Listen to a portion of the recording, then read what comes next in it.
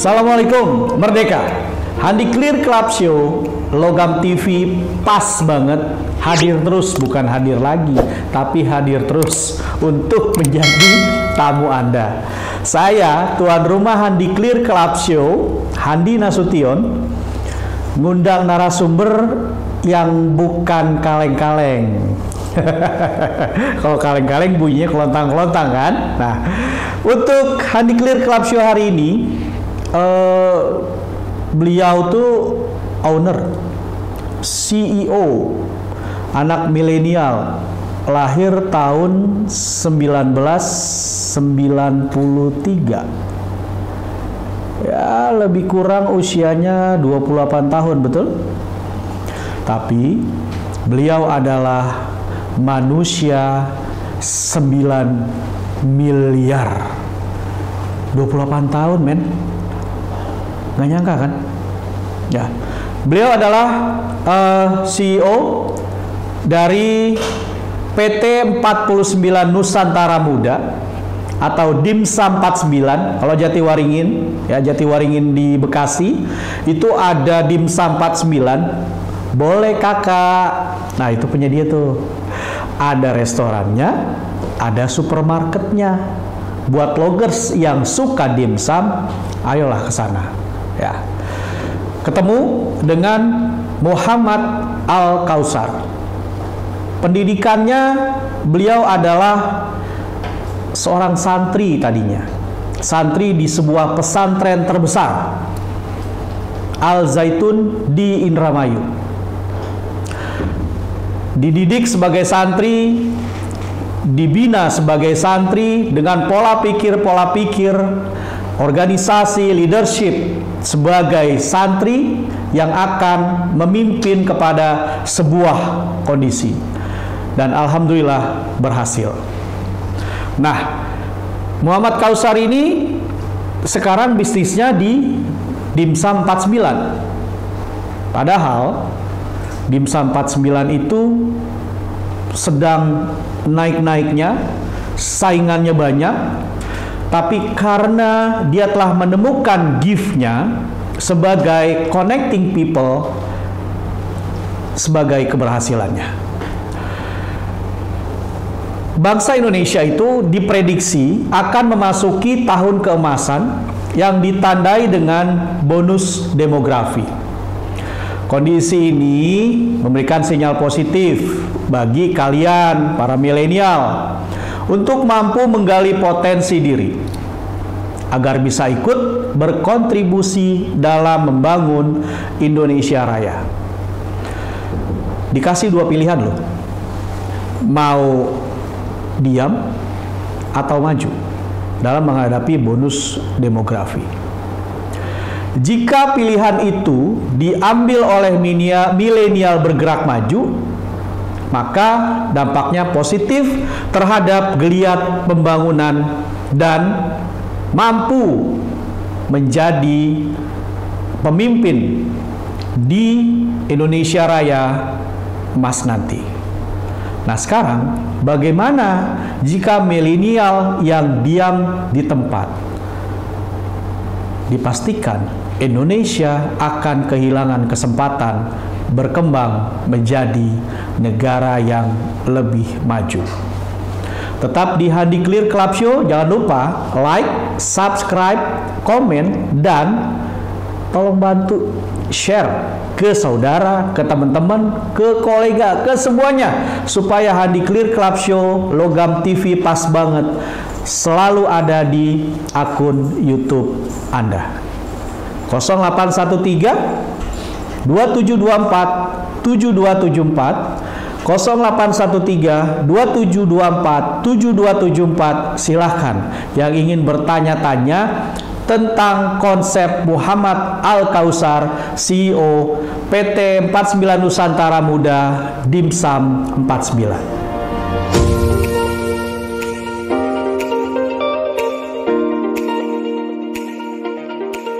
Assalamualaikum Merdeka. Waalaikumsalam Merdeka. Sehat, brother? Sehat, alhamdulillah. Mantap. Itu tadi openingnya mau diam atau maju. anak-anak milenial. Ya. Karena bonus demografinya ini pasti terjadi, ya kan? Dimana kaum kolonial itu harus mau dilingkari ya oleh kaum milenial. Mas Kausar lahir tahun berapa? 93. Oke, milenial abis berarti ya. Nah, 93 berarti lebih kurang 28 tahun. 28 tahun. Ya. Ya. Sudah boleh ya tadi kita sebut di depan bahwa The $9 million man. Seru banget. Manusia 9 juta dolar. Berapa lama bisa sampai begitu? Dari tahun 2015 ya, berarti kurang lebih 6 tahun. 6 tahun? Ya, 6 tahun. 6 tahun 2015 tuh berarti masih 23 tahun. Ya, 23 tahun. Kehilangan masa main-mainnya dong. Pilihan. Asik. Tentunya hal itu kan pilihan ya. Jawabannya pilihan loh Logam TV. Pilihan. Terus gimana? Ya, tentunya kan kalau bicara pada umumnya mungkin anak muda umur sekitar 20 tahun sampai 23 tahun menikmati masa-masa remaja yang inginnya main, lalu mungkin ada yang sambil kuliah juga gitu. Tapi saya lebih cenderung memilih untuk bisa berkarya, untuk memulai karya gitu. Jadi saat itu saya memulai itu juga bukan dari sesuatu hal yang besar gitu, memulai dari sesuatu yang mungkin semua orang di Indonesia pun bisa lakukan gitu, karena hanya bermodalkan 500.000 ya, dan seadanya dari rumah, kompor dari rumah, gas dari rumah gitu kan, tapi dengan ketekunan dan juga dengan konsisten dan fokus ya alhamdulillah sampai titik hari ini begitu. 6 tahun aja? 6 tahun hari ini. Nggak nyesel ya? Nggak nyesel. Serius? Ninggalin masa remaja 23, sekarang 28, lebih kurang 5 tahun ngebangun itu semua. Ya, betul. Pernah ngimpi nggak seperti saat ini? Pasti dimimpikan. Manusia 9 miliar. Pasti dimimpikan, Pak. Pasti ya. Gitu, karena saya apalagi khususnya dari tahun sejak saya lulus dari MA Al Zaitun, yang ada dalam pikiran saya adalah saya ingin punya pabrik.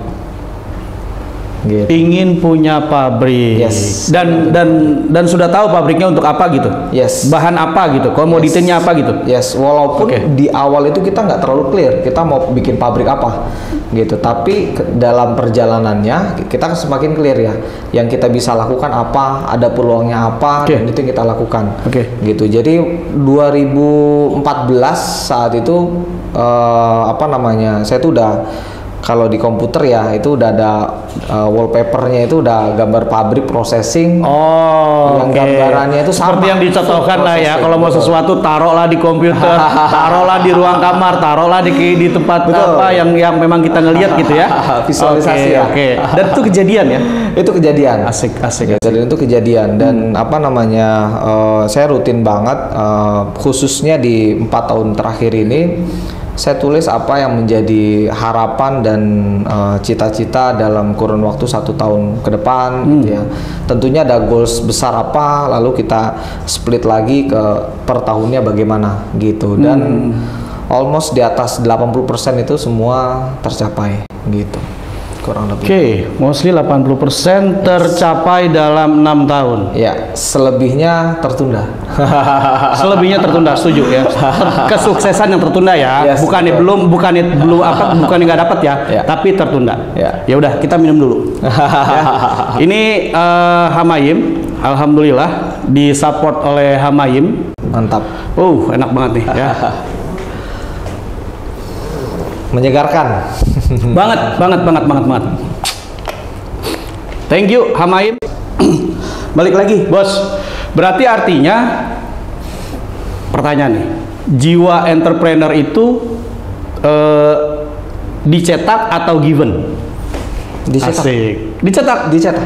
Jiwa entrepreneur dicetak ya. Ya, kita yang menentukan diri kita mau bagaimana gitu kan. Karena tentunya entrepreneur itu kita bicara peluang gitu. Kita nggak akan bisa melihat peluang kalau kita sendiri nggak mau mengambil peluang itu. Tentunya makanya diri kita pun harus membentuk diri supaya kita bisa mengambil peluang tersebut gitu. Jadi saya setuju kalau seandainya jiwa entrepreneur itu kita bentuk.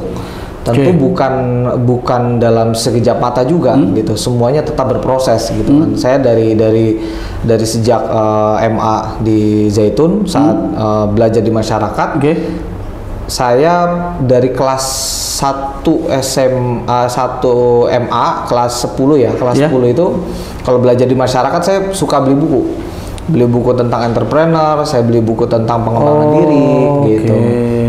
Psikologi gitu ya. Saya biasanya beli minimal itu 8 gitu, 8 sampai 10 buku nanti saya bawa ke Zaitun. Nah, itu saya rutin baca gitu. Wow. Jadi tentunya dibentuk ya begitu. Keren banget ya. Tapi tetap ada yang mempengaruhi dong. Ya. Siapa? Yang mempengaruhi dari orang tua juga tentunya ya. Jadi dari ayah, ibu? Dua-duanya sangat berperan. Gitu. Dari ayah tentunya dengan visi dan misi dari beliau untuk kita terus berkarya bukan hanya untuk pribadi tapi untuk Indonesia begitu. Dan dari 28 tahun ngomong Indonesia. Serius nih. 23 harus memilih gitu kan.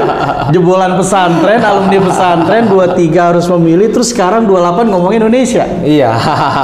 Harus, karena kita ya kalau seandainya kita sukses hanya untuk pribadi, untuk apa, mungkin sudah banyak orang yang melakukan kesuksesan ya gitu kan. Tapi yang betul-betul untuk bisa membangun Indonesia ya ini kembali kepada hati yang tergerak.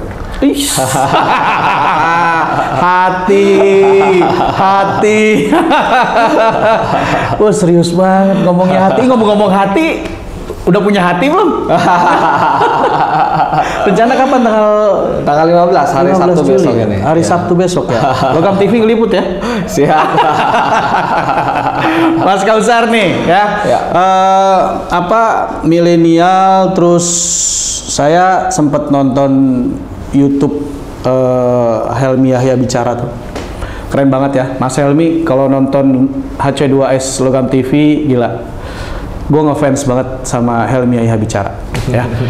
Di situ ada tertulis nanti nih akan ada masa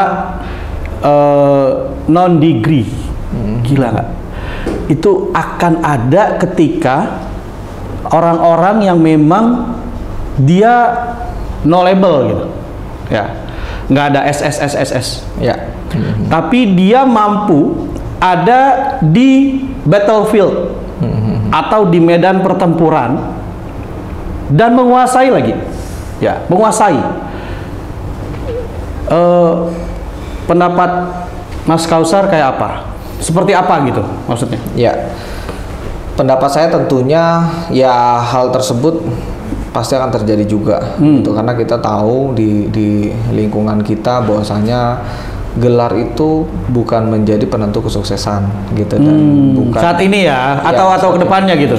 Kedepannya apalagi gitu ya. Jadi kita belajar itu kan sekarang bukan hanya dari formal aja ya. Kita bisa belajar dari YouTube gitu kan. Tadi dari Pak Helmi Yahya bicara juga kita bisa banyak belajar dari sana gitu. Dari Instagram, dari manapun kita bisa banyak belajar gitu kan.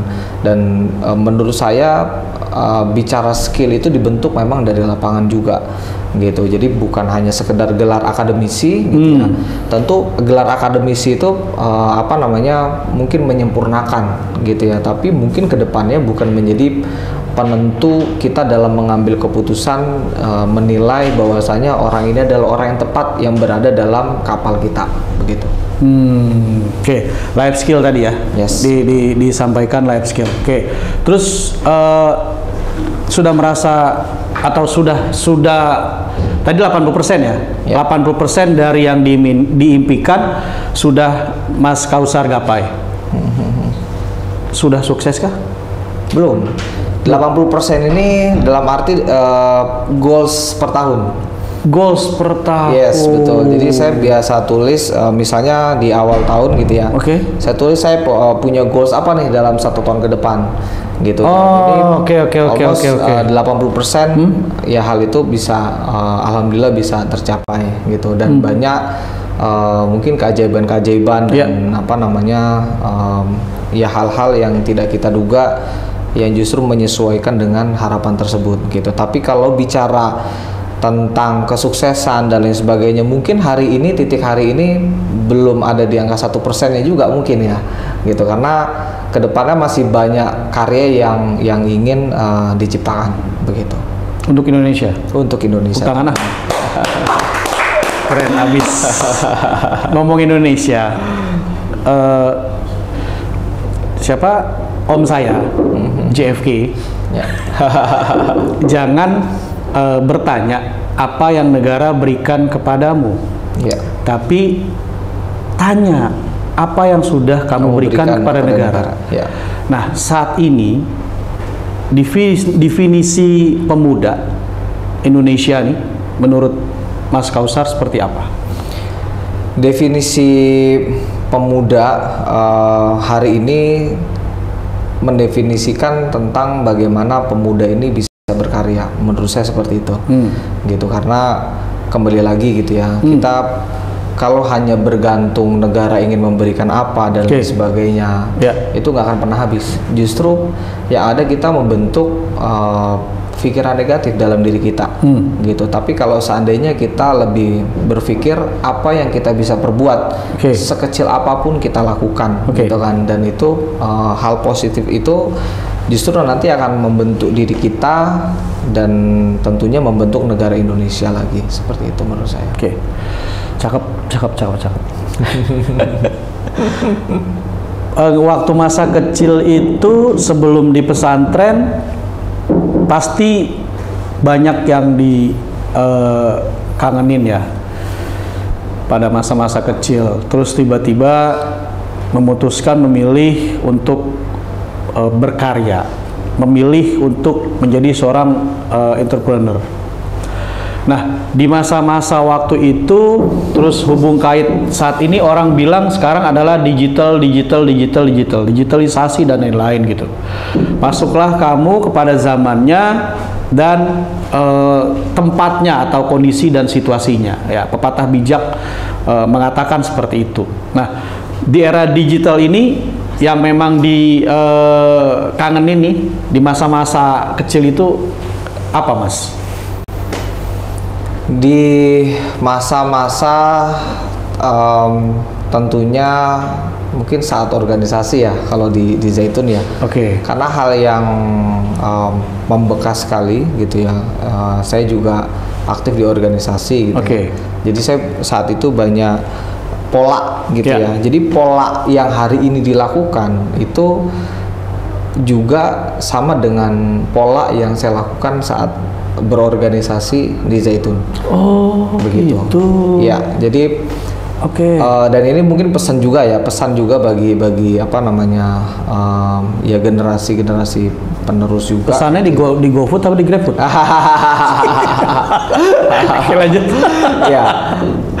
Kita membentuk diri kita untuk aktif di organisasi itu sangat penting banget untuk kita kembali lagi bisa berkiprah di dunia apa namanya ya setelah dari sekolah ya, gitu. Karena kembali lagi saya banyak banget belajar tentang keorganisasian, bagaimana cara memanage dan lain sebagainya, itu justru pada saat dari mulai organisasi itu, gitu.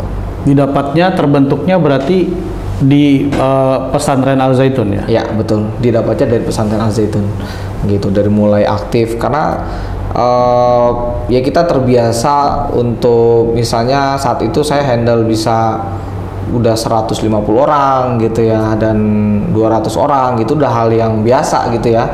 Walaupun hanya perbedaannya kalau kita secara organisasi ini kan mereka tidak dibayar ya gitu, lebih cenderung memang semuanya berdasarkan hati nurani. Tapi kita mendrive-nya, kita harus berbicara ke setiap orang ini kan pasti tentunya beda-beda gitu.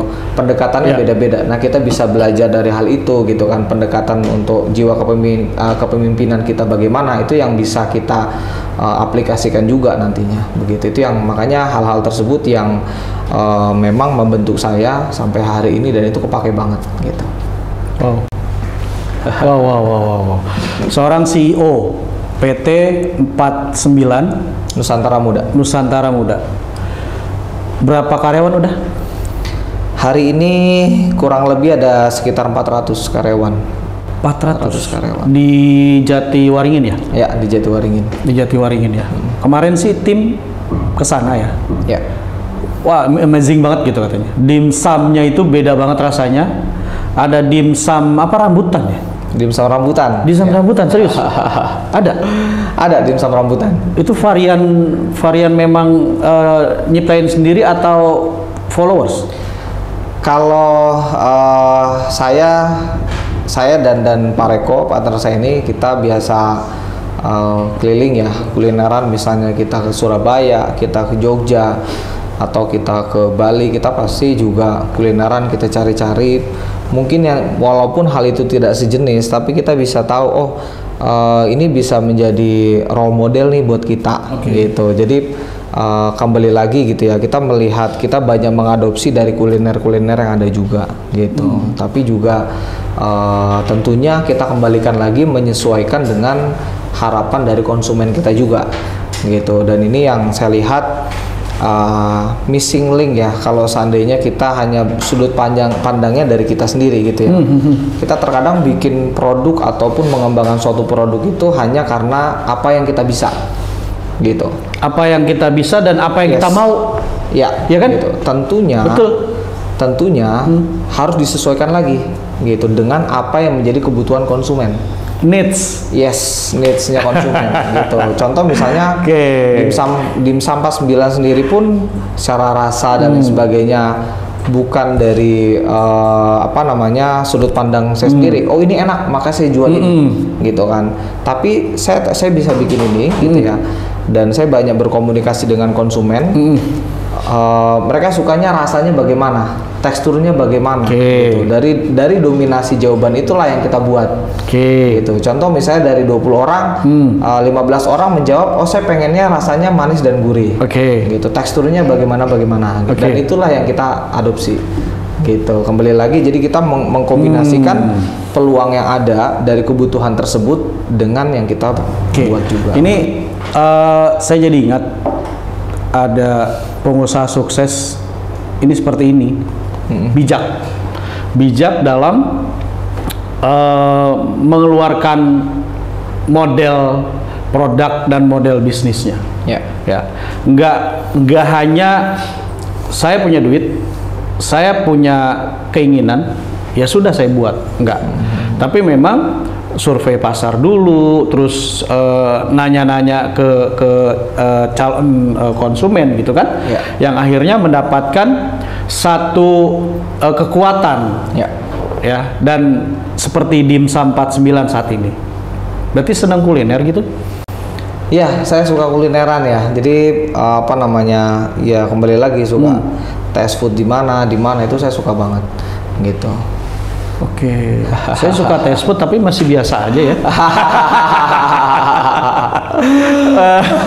Terus ngomongin booster mood ya,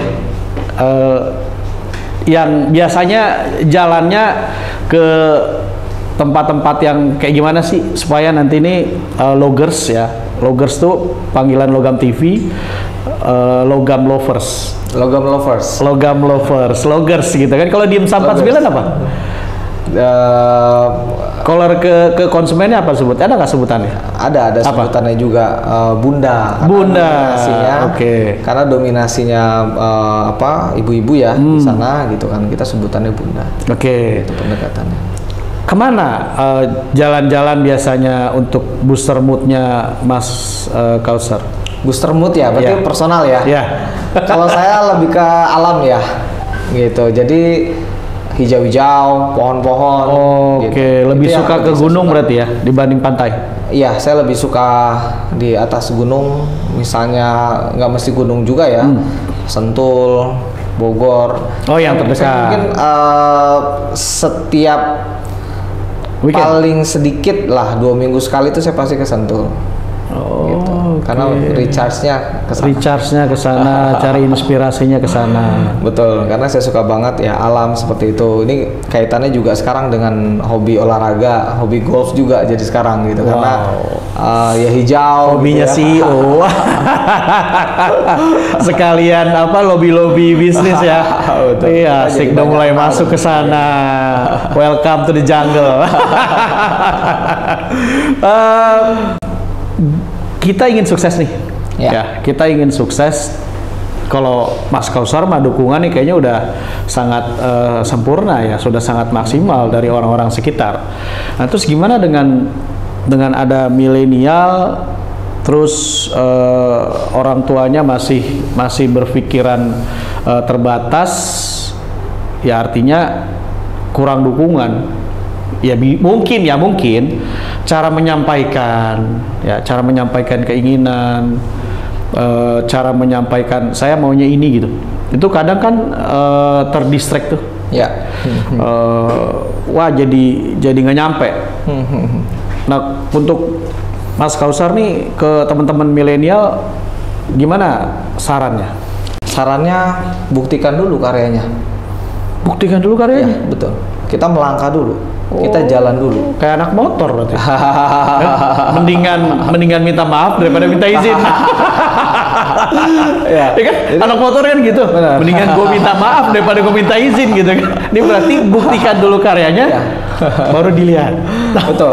Kita buktikan dulu karena kita nggak bisa hanya sekedar berkoar-koar gitu ya. Kita pengennya ini, tapi sambil kita nggak melangkah juga gitu. Tentunya ya better gitu ya. Karena saya juga pernah mengalami juga gitu ya. Tentunya dalam konotasi positif ya. Oke. Ketika kita pengen melangkah, menentukan langkah seperti apa gitu kan. Contoh misalnya ketika saya memutuskan untuk usaha juga, tentunya kan dari keluarga pun ada yang punya sudut pandang kenapa harus memulai dari seperti ini Ya. gitu kan. Bisa aja karena saat itu kan ya teman-teman masih kuliah segala macam gitu kan. Ya. Kenapa nggak kerja aja Ya. gitu kan, jadi staff di mana dan nanti penghasilannya kamu bisa kuliah dan lain sebagainya gitu kan.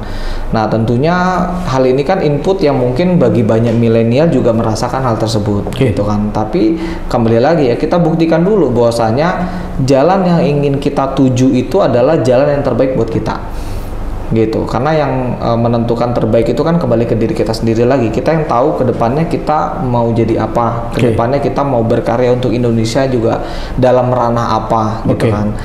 Nah, nanti dengan lambat laun setelah karya tersebut sudah mulai ada bukti dan lain sebagainya, semuanya itu akan mengikuti gitu. Yang tadinya mungkin akan berpikiran negatif dan lain sebagainya, dan itu nanti semuanya akan mengikuti juga gitu setelah hasil karya itu sudah terbukti. Oke. Ciptakan karya. Betul, ciptakan Orang-orang karya. baru akan melihat kita ya. Ya, dibanding kita misalnya mungkin hanya komentar dan lain sebagainya sambil kita juga tidak berkarya gitu kan, dan itu ya wasting time ya menurut saya begitu kurang lebih. Oke. Intermezzo dikit nih. Ya. Di HC2S itu ada segmen gue banget. Ya. Ya. Ada segmen gue banget nih di HC2S. Kita intermezzo dikit sebelum ke pertanyaan selanjutnya karena ini seru banget pasti ya. Seru banget. Dan untuk loggers ya, logam lovers, jangan lupa like, subscribe, komen, dan bantuin share supaya HC2S dan Logam TV tetap ada di akun YouTube. Pas banget. Ini bos, gue banget nih. Ada dua pertanyaan, ada satu pertanyaan, dua jawaban ya.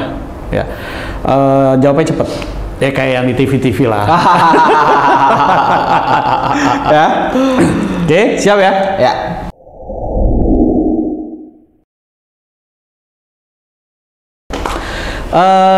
Gue banget, ya, gue banget. Sejahtera atau kaya? Sejahtera. Wow. Kenapa? Karena sejahtera ini lebih menggambarkan bukan hanya untuk diri kita sendiri. Begitu. Lebih ke arah kebermanfaatan bagi banyak orang. Manusia yang bermanfaat untuk orang lain juga. Ya. Oke. Next, gue banget. Temen atau bisnis? Temen. Serius? Yes. Tapi bisnisnya? Dua hal yang berbeda ya. Kita bisa punya teman gitu ya. Tapi belum tentu teman itu bisa dijadikan teman bisnis. Gitu. Kalau kita bicara bisnis gitu ya. Bisnis itu adalah sesuatu yang memang sudah seharusnya kita melakukan suatu karya. Begitu. Dalam artian apa namanya, kita kalau kita terus berkarya ya, kita terus membangun dan lain sebagainya gitu kan, itu sudah menjadi kewajiban menurut saya ya. Itu menjadi suatu kewajiban kita gitu kan, dan tentunya kita juga perlu ada support system dalam hidup kita juga, dan itu teman-teman. Nyerah deh gue nih hari ini. Keren banget, milenial, jebolan pesantren Al Zaitun, konsep hidupnya clear banget. Oke, next, gue banget. Klien atau keluarga? Keluarga. Yes. Klien ditinggalin? Bukan berarti kita meninggalkan keluarga sehingga kita nggak dapat klien, gitu. Karena saya sangat yakin dengan kita membangun kehidupan kita membangun keluarga, otomatis kita juga membangun bisnis kita, gitu. Kalau kita hanya terfokus dengan bisnis kita, gitu ya, maka biasanya akan ketinggalan keluarganya. Gitu. Ada sudut pandang yang justru yang seringnya saya temui ketika kita melangkah untuk lebih baik, keluarga menjadi lebih baik, gitu, maka bisnis pun akan menjadi lebih baik. Karena kita menggunakan matematika Allah, bukan matematika manusia. Gitu. Semakin kita membangun keluarga kita, lingkungan kita, gitu, justru bisnis juga, jangan salah, justru akan semakin berkembang juga, gitu. Oke. Keren. Gue banget. Olahraga atau nongkrong? Olahraga atau nongkrong? Olahraga. Olahraga sama teman-teman ya. Iya dong. Karena kan tadi temen atau bisnis temen gitu kan. Ya, kenapa olahraga? Tentunya ya, kita mau sesukses apapun dan lain sebagainya, kalau kita tidak memikirkan kesehatan kita juga, kayaknya sesuatu yang mubazir gitu. Tentunya hal itu kan harus sinergi ya, antara perjalanan kita, usaha, membangun keluarga, dan tentunya dengan kesehatan kita juga. Karena kalau kita nggak sehat, kita nggak berpikir cerdas, dan kalau kita nggak berpikir cerdas, maka kita tidak manusiawi terhadap karyawan-karyawan kita. Keren ya, sehat, cerdas, manusiawi. Clear berarti kan? Ya, gue bangetnya selesai, karena saya lihat saya nggak bisa ngegocek nih, gitu. Hari ini saya kalah, saya ngakuin ya, jempol buat Kautsar, CEO dari PT 49, Dimsum boleh kakak. Selain itu, nah ini ngomongin tentang tadi yang sempat di off air tadi ya, sebelum kita masuk ke on air, ada yang namanya gap antara history yesterday dengan history tomorrow. Yes. Ya, ini ada gap nih Mas. Kalau saya lihat kan dengan apa yang sudah digapai oleh Mas Kautsar itu, dengan orang tua ya, ayah dan ibu, itu kan sepertinya nyambung nih ya, nggak ada gap. Itu gimana Mas mensiasati kondisi itu gitu? Tentunya dengan pemahaman gitu kan, pemahaman yang bukan hanya kita sekedar bicara Gitu, kembali lagi kepada bukti nyata dari karya kita. Gitu, gap dan lain sebagainya. Contoh misalnya dalam lingkungan bisnis juga gitu ya. Misalnya saya punya tim yang sudah belasan tahun gitu ya di dunia manajemen, ya dengan gaya lama misalnya gitu ya. Tentunya ketika dalam perjalanannya hari ini gitu ya, nah ini kan harus disesuaikan juga gitu.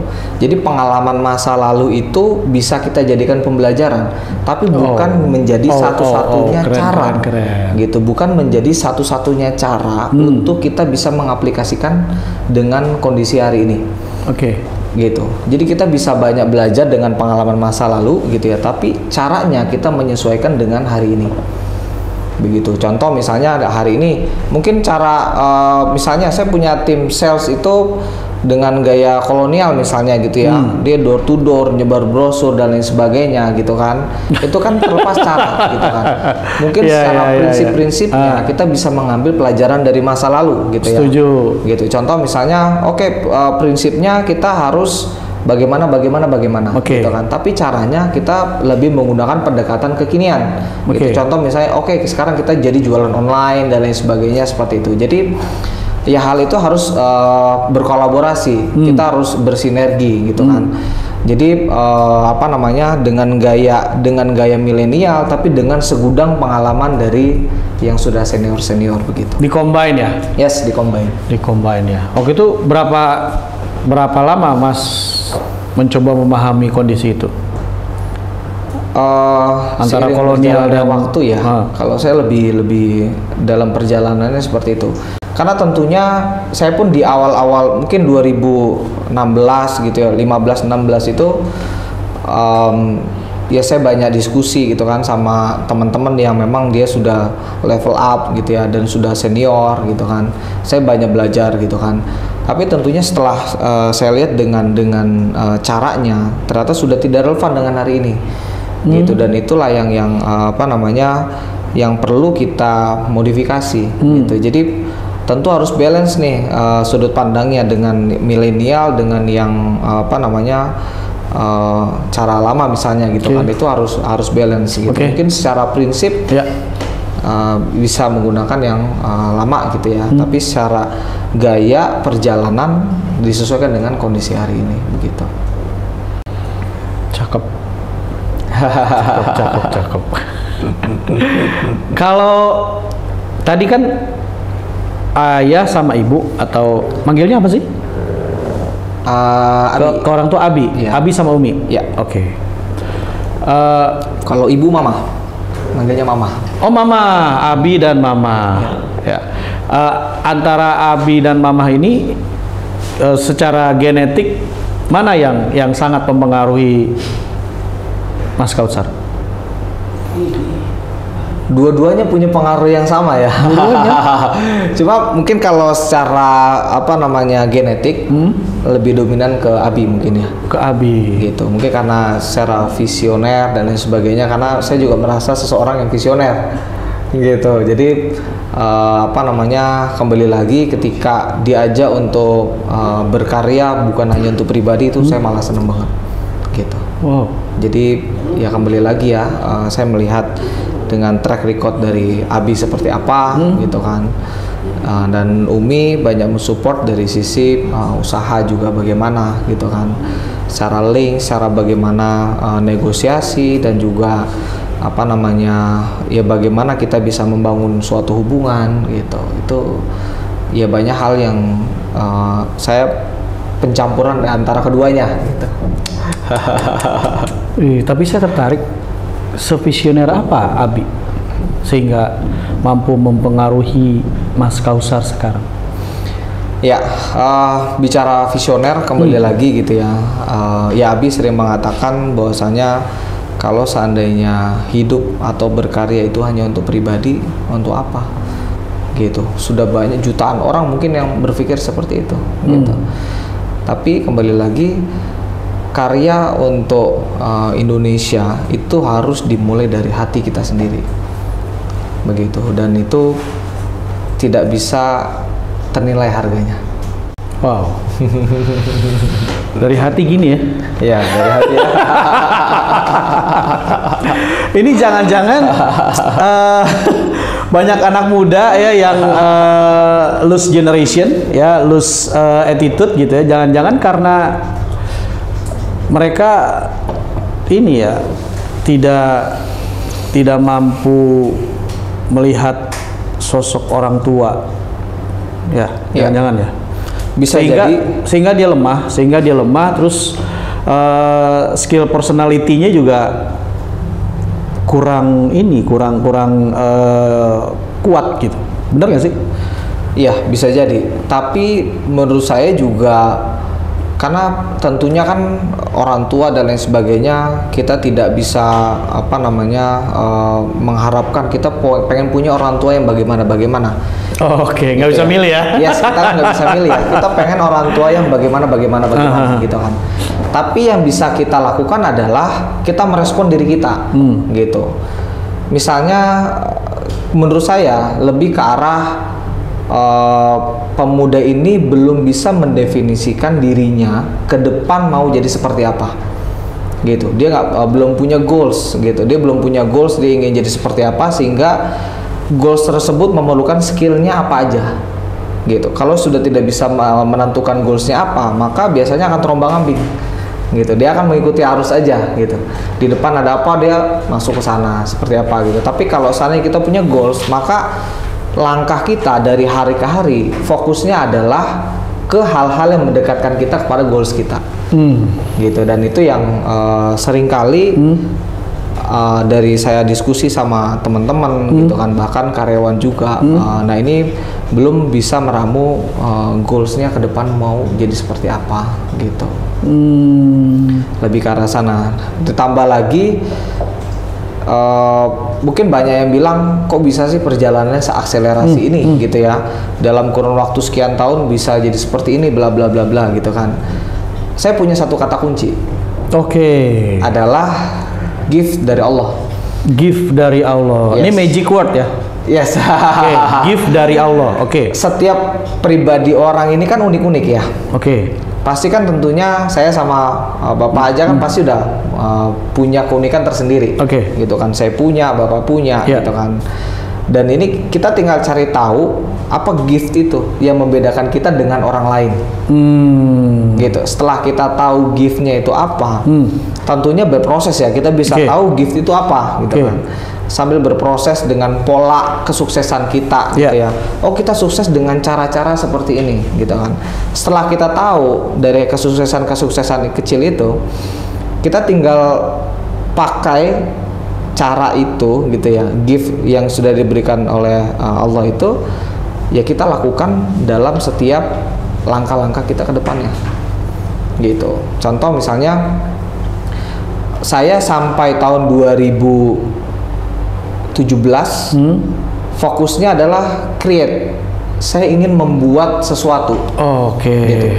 Saya ingin membuat sesuatu. Saya ingin membuat produk A, gitu kan. Maka saya belajar banyak hal untuk bisa membuat produk, gitu ya. Dari mulai buat produk bakso ikan dan lain sebagainya, itu saya banyak belajar, gitu kan. Tapi produk yang saya buat itu ternyata tidak berjalan dengan lancar, gitu, karena tidak dikombinasikan dengan gaya industri saat itu, gitu kan, dan juga dengan kebutuhan pelanggan juga bagaimana, gitu kan. Nah, 2018 akhirnya saya menemukan cara saya, gitu. Cara saya ternyata saya bukan seorang penemu, gitu. Saya bukan seorang penemu, tapi saya adalah yang mengkoneksikan. Gitu. Saya dapat gift dari Allah yang diberikan kepada saya adalah mengkoneksikan. Tapi juga saya harus punya wadahnya, gitu. Maka saya punya wadah 49, PT 49 Nusantara Muda untuk bisa mengkoneksikan ekspor tersebut. Gitu. Maka contoh misalnya sekarang di Dimsum 49 kita untuk membuat suatu produk itu bukan saya sendiri yang buat produk seperti apa. Saya tinggal cari expert yang sudah biasa membuat produk tersebut. Saya ajak negosiasi, gitu ya, dan dia membuatkan produk untuk saya, gitu, untuk PT 49 Nusantara Muda, gitu kan. Dan saya juga tahu, oh nanti buangnya kemana nih, gitu. Produknya akan dijual kemana, gitu. Jadi mengkoneksikan, gitu. Jadi setelah kita tahu definisi gift yang diberikan itu apa, dan kita tinggal menggunakan gift tersebut dalam langkah-langkah kita ke depannya. Dan itu enak banget, asik banget, gitu. Maksudnya mungkin kita kayak selalu dikasih karpet merah, gitu ya. Jalan itu seperti jalan tol, gitu Pak, gitu. Karena kebanyakan. Mantap ya. Ya, karena saya sendiri ya itu tadi sampai 2017 fokusnya saya bagaimana bisa membuat gitu kan. Tapi ternyata gift yang diberikan kepada saya itu adalah connecting tadi. Bisa tahu ya. Bisa nggak hanya setahun ya? Kalau 2017 ke 2018 berarti kan setahun tuh. Ya, 2018 tentunya nggak begitu clear ya, gitu kan. Kayaknya ini deh, gitu kan. Gitu kan.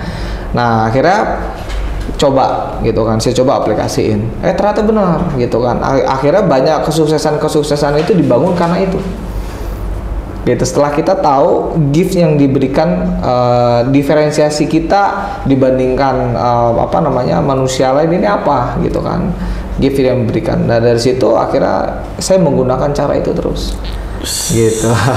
Clear banget ya, clear banget.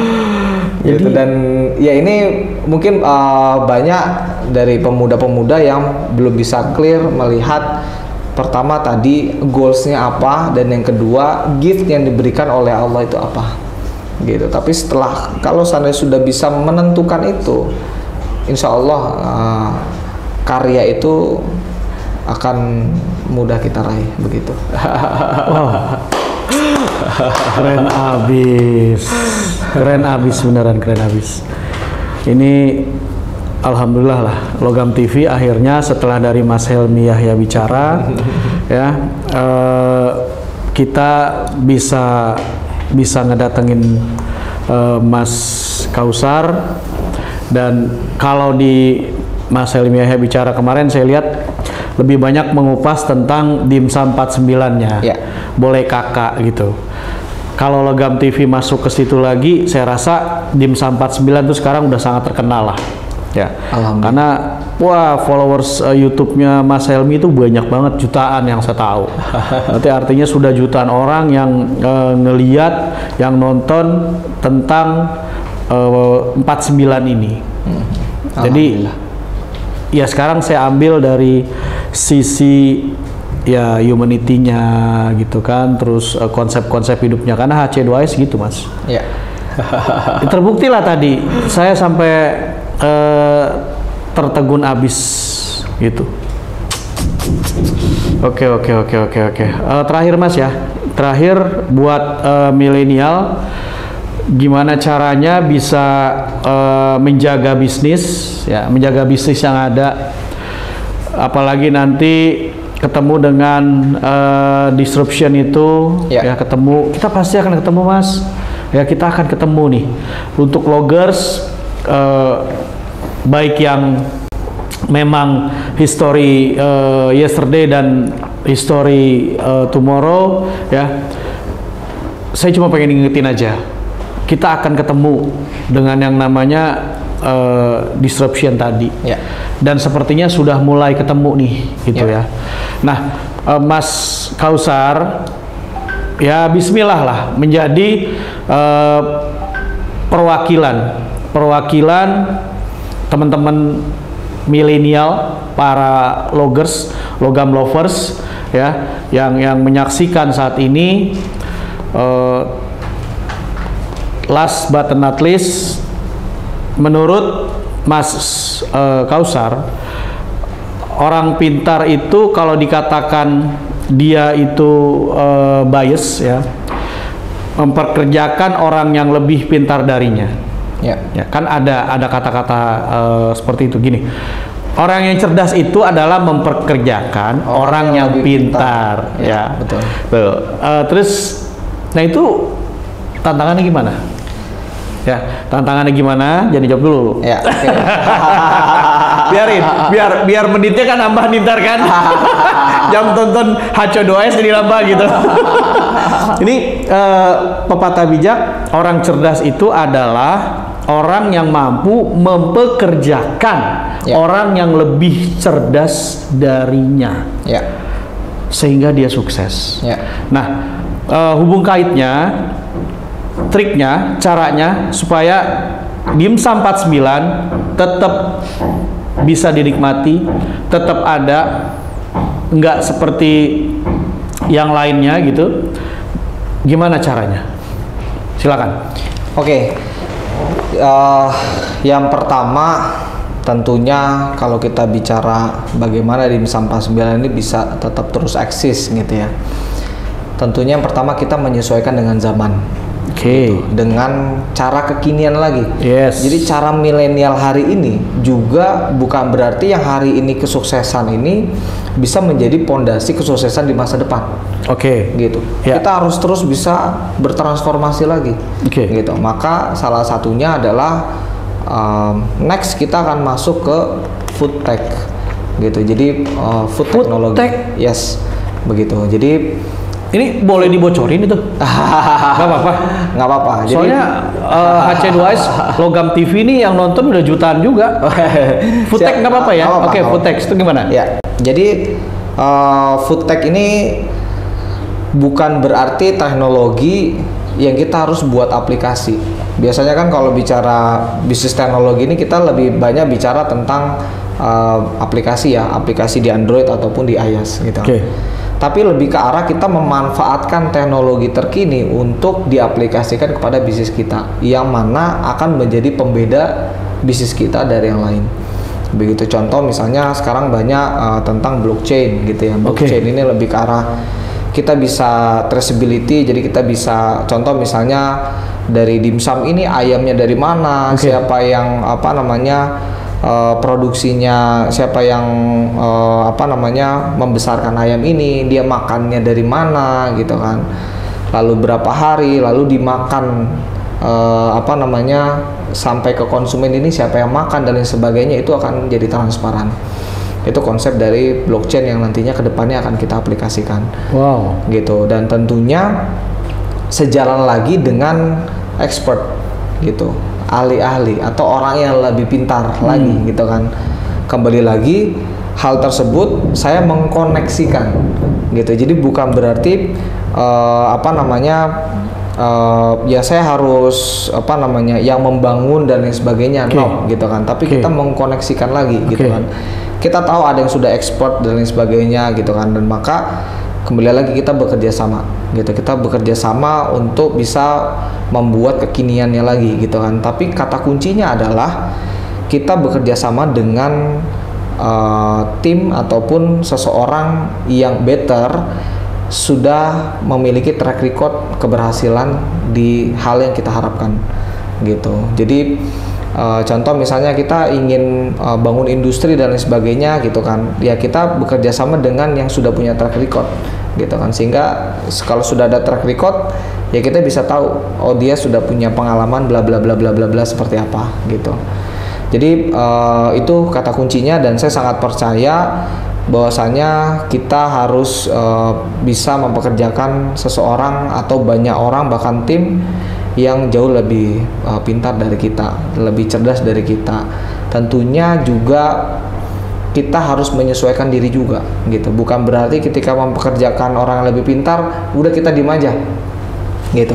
Ada perbedaan abdication dengan delegation gitu. Jadi terkadang seseorang itu suka latah dengan yang namanya autopilot business. Autopilot business. Yes, betul.